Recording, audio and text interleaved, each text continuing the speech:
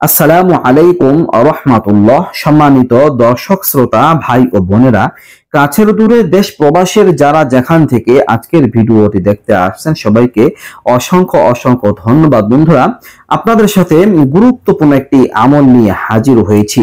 এই আমলটা যদি আপনারা করতে পারেন তাহলে সমস্ত ভালো কাজ আল্লাহ তাআলা আপনার দ্বারা করাবেন।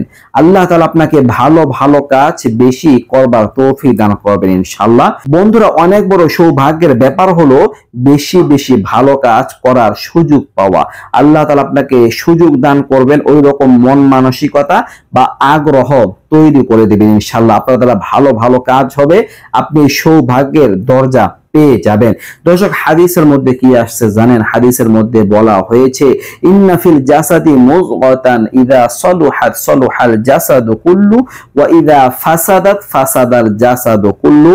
নিশ্চয়ই শরীরের মধ্যে একটা গোশতের টুকরা আছে, যদি ওই গোশতের টুকরাটা ভালো থাকে দেহের সমস্ত অঙ্গ প্রত্যঙ্গ ভালো থাকে।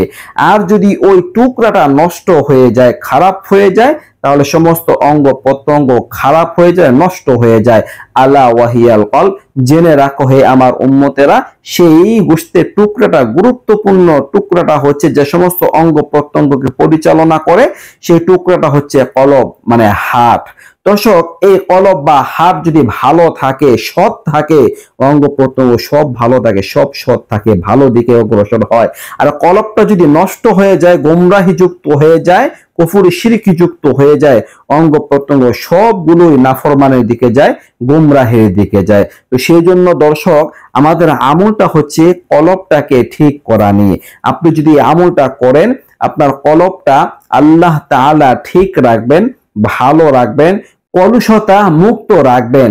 আপনার কলবের মধ্যে শয়তানের ধোঁকা কোনো জায়গা থাকবে না, ইবলিশ শয়তান জায়গা পাবে না, কোনো প্রকার অশ্লীলতা বেহায়াপনা এগুলো জায়গা পাবে না। তো বন্ধুরা, কলবটা যদি ঠিক রাখা যায়, ভালো রাখা যায়, কলবের মধ্যে যদি ভালো কাজের আগ্রহ পয়দা করা যায়, তাহলে আপনার দ্বারা বেশি বেশি ভালো কাজ করা সম্ভব হবে। তো সেই জন্য দর্শক, এই আমলটা আপনারা করবেন, ইনশাআল্লাহ সৌভাগ্যের দরজা খুলে যাবে।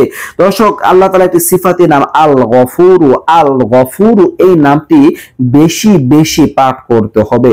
এই নামটি যদি কোনো ব্যক্তি সকাল বিকাল দিনে রাত্রে সব সময় পাঠ করে, বেশি বেশি পরিমাণে পাঠ করে, তাহলে আল্লাহ তাআলা তার অন্তরটাকে কলুষতা মুক্ত করে দিবেন, মলিনতা মুক্ত করে দিবেন, গুমরাহি থেকে, অকল্যাণ থেকে তার কলবটাকে আল্লাহ তাআলা হেফাজত করবেন ইনশাআল্লাহ। তার কলবটা সুস্থ থাকবে, সবল থাকবে, ভালো কাজের একটা স্থান হয়ে যাবে ইনশাআল্লাহ।